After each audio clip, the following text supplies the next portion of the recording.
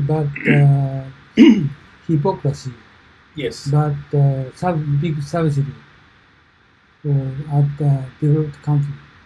So what is happening is that Huh?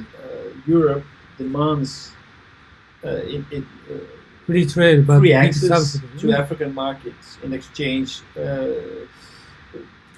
But how much negotiation power has a country like Cameroon have against EU? Virtually nothing. But that Cameroon is just really bleed chicken. Yeah. So Cameroon protect import from. So basically, Europe? what happened is that some time ago, there was no protection from European imports that destroyed her farming business. But now Now they have reinstated import duties, and now they can grow chicken again in order to sell them domestically.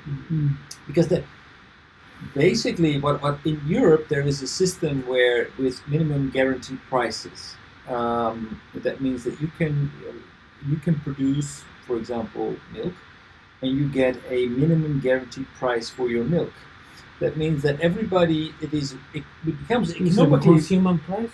Instead of consumer price. So you get a minimum guaranteed price. That means that people have zero risks, right? That means that they can produce, they will keep on producing until marginal cost exceed marginal revenue. Normally, you would not produce that much because there's always uncertainty in the market. So you would stop, not really go to the extreme of even though if you make just 1 cent, it's still profit, right? So in Europe there is a lot of overproduction of milk, of a lot of agricultural products like poultry, but there's not enough market. So what do they do with all that stuff? Europe guarantees minimum prices, so they need to basically pay that, but they have to store it, freeze it, etc. It costs a lot of money. So Europe guarantees it and then just throws it, dumps it somewhere on a market that completely destroys it. So that's how they destroyed the butter market in Russia, in Africa, in West Africa, because basically they had too much butter and they just throw it on those markets and completely destroying the local economy in the process. Still now, what currently Europe overproduction volume is? How they're going to handle it? It's a big problem actually because nobody seems to be prepared and willing to turn their backs on their farmers. And the thing most wrong about Europe is the agricultural sector. The way that we have it's cost like 60 billion. Did you see that number? That's the total agricultural budget of EU. Yeah. Subsidy, right? Right. So how are they going to do it? So basically, like China is overproduction for steel. They try to export for developing countries. They are arguing it's the same in Europe. They're dumping it. Right? Same in Europe. In Europe, yeah. So we're doing the same thing. They're exporting to like Russia. Yeah. For the more cheaper price. Right. So we just dump it below market price because you need to get rid of it. Because if you keep it, I mean, basically, it costs money. So you just dump it somewhere in Africa under the pretext, those people are poor, so we provide them with poor things, but you're destroying a local sector. So yeah, I was very much blind to this part of globalization, and I really believed in the benefits. But if you look at what's happening in the world, is that the big players, the competitive sectors who are exporting, who have who are, how did the truck driver say it in the video last time? 3.5 million. So basically, the people who are just Yeah, so 3.5 million drivers, but there are people who, who apply AI and make driverless vehicles. They are that is good technology because it reduces CO2 emissions, CO2 emissions. It reduces the cost, but it pushes people out of a job, and the people who benefit from this kind of development is a very limited number of people. They get extremely rich because they solve a big problem. They reduce the cost of logistics significantly. In exchange, they receive a lot of money, but they also pushing a lot of people out of work. And it's technology. It is globalization. It's like this kind of like local protectionism and how it works out in countries like Cameroon, which completely distorts the balance, and that brings us back to Yeah, populism. but how do you think about current today's Trump came to Japan? Mm. And he negotiated car and agriculture. Okay, Japanese also they have a lot of subsidy to agriculture product. Right. What the Japanese government are going to do? Because the same as Europe, TTIP is a negotiation with America. They 100% they cannot success because of Europe. They will not stop subsidy for agricultural business. We won't. That the same thing happened for Japan. So what's going on? America is also the big subsidy for corn and many agriculture products. So how do you think? What's going on? Well, Not only developing country, but developed country, the same problem they have. I think actually, like we are gradually coming to an understanding and looking more into the reality of things, like through documentaries like this.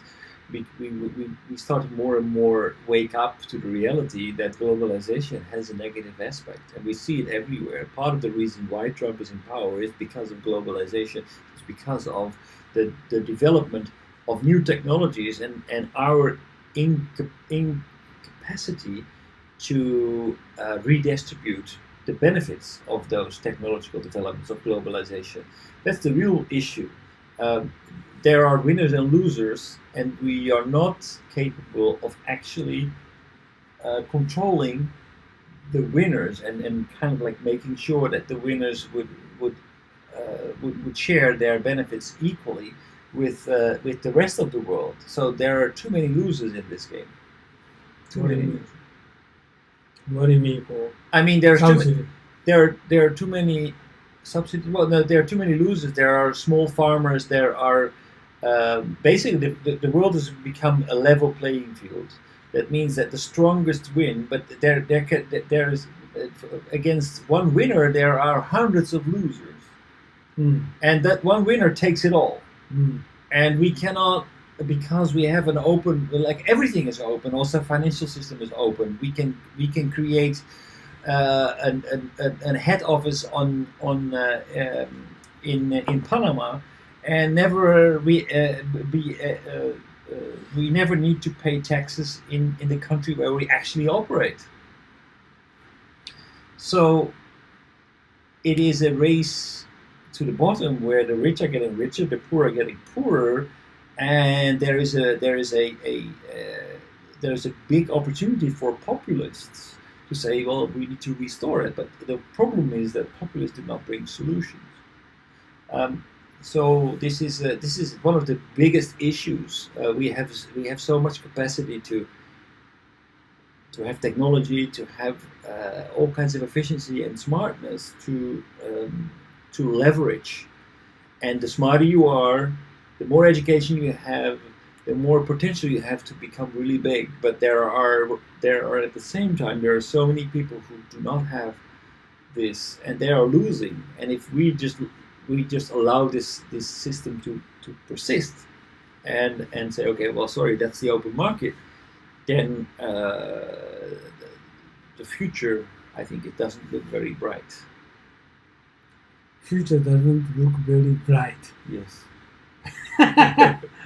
What's our best solution for agriculture business in the But world. not only agriculture, I think for everything in the world, basically. No, especially for agriculture, like Africa or Europe, Japan, America, China. Okay, for example, China imported very big volume of beans from the United States.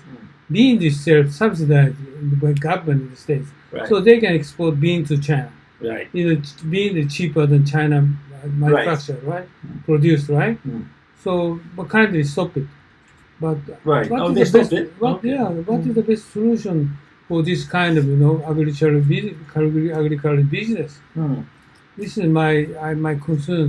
But it's completely like if you look at it from an economic point of view, it's not fair. But also, if you look at it from an ecological point of view, is it really necessary for us to buy beans from the United States that have to be transported and create a lot of pollution in the process? It is ludicrous. It only makes sense if you look at the money, if you look at the spreadsheet, but not if you look at the bigger picture. Why are we doing things that we are doing? So, I think that we need to reconsider what we are doing. How are we going to reconsider? I was afraid you were going to ask that. Then say good question. Yeah, what we always do in case we don't know anymore, we're going to ask Takahashi-san. Takashi's brain is freezing now. This is always my worrying about how we're going to handle agricultural business. Europe, Japan, America, and also the China cause lots of problems. Like one example is America can export bean to China, corn to China. Right. They are very welcome to import. America just subsidize beans and corn. Right. And right, and they can therefore offer it very cheap. They destroy the total local market in China, and then one day we say, okay, we're going to raise tariffs, and then but wait a minute, we can't produce beans anymore because the industry is dead. Like Europe can export every kind of dairy product to China, right? Right, because there's enormous amount of subsidies on it. If European government will pay for their subsidy, so sort of, and China going to export steel because steel is subsidized by Chinese government. So sort of thing, import export is not duty, just sort of by subsidy is one aspect of duty, right? So in Italy, they're not growing tomatoes anymore. What? In Italy, what? Tomato? They're not growing tomatoes anymore. Hardly. What? Completely destroyed by the Dutch tomato. What's that? Really? Yeah. So from where? China they imported. Oranda. Oh. Okay. Which is ridiculous because our climate is not as good for tomatoes as it is in Italy. Oh, tomato. But we had like scientific breakthroughs, etc., and collaboration between the agricultural sector, the university, the government, and create this whole tomato to reinvigorate our tomato. But it's become so strong that it completely destroys the tomato industry in the rest of Europe because we have free trade, free movement of goods. Italy cannot do anything to stop us from selling tomatoes in Italy, but the result is that the Italian tomato industry is dead. Really? I didn't know that. And that is a big problem. Right. For me. You know why? Right. Oh, so it's yeah, because I'm heavy tomato lovers. Ah, okay. And not only tomato, but I really love the tomato and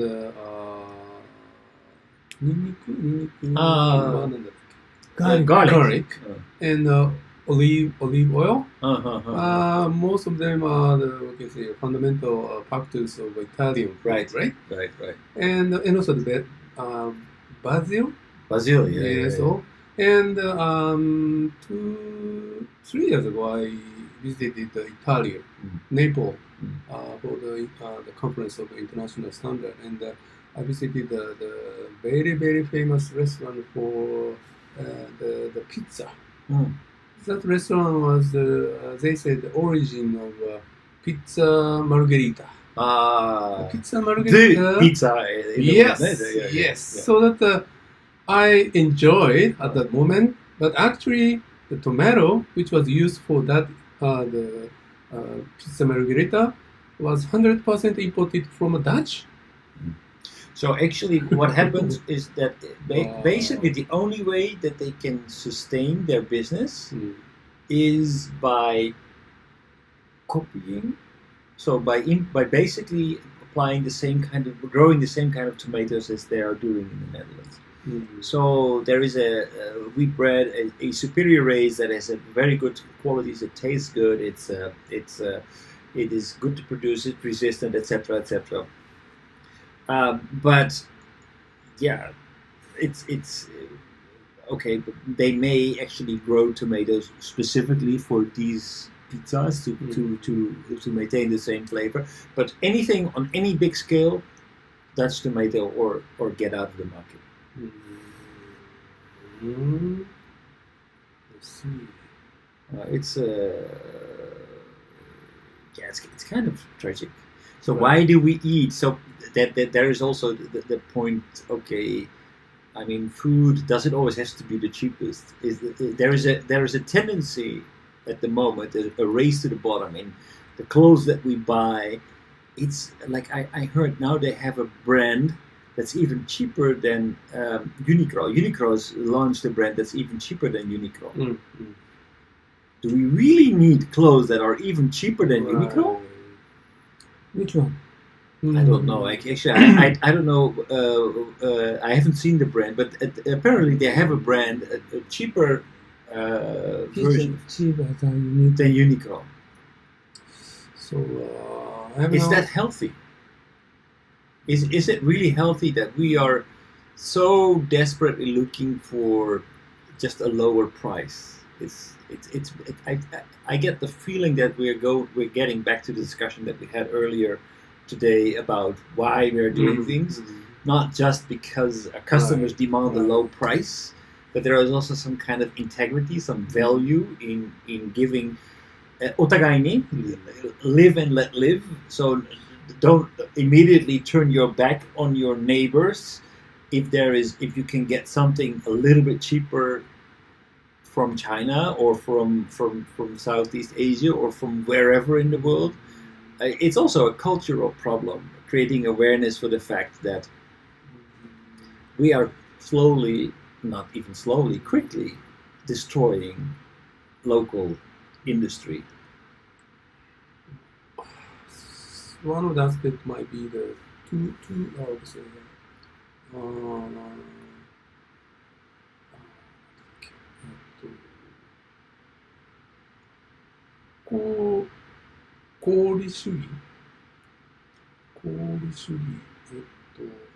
efficiency, utilitarianism and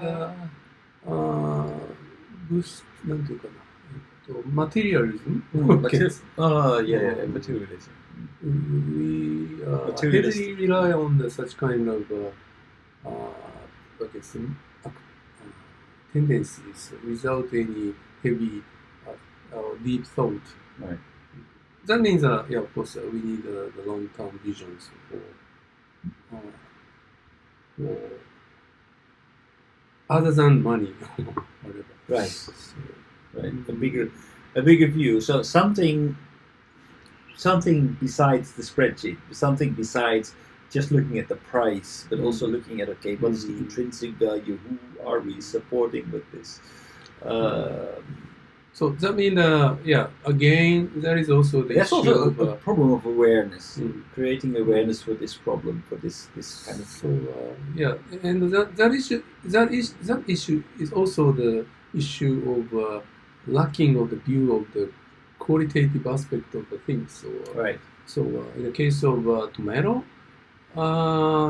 there might be some sort of special factors or essence or flavor or whatever, when they grow up the tomato on their land with the water and the atmosphere or whatever, eventually the mixture of those local things created the wonderful food or maybe clothes or whatever, or finally the culture.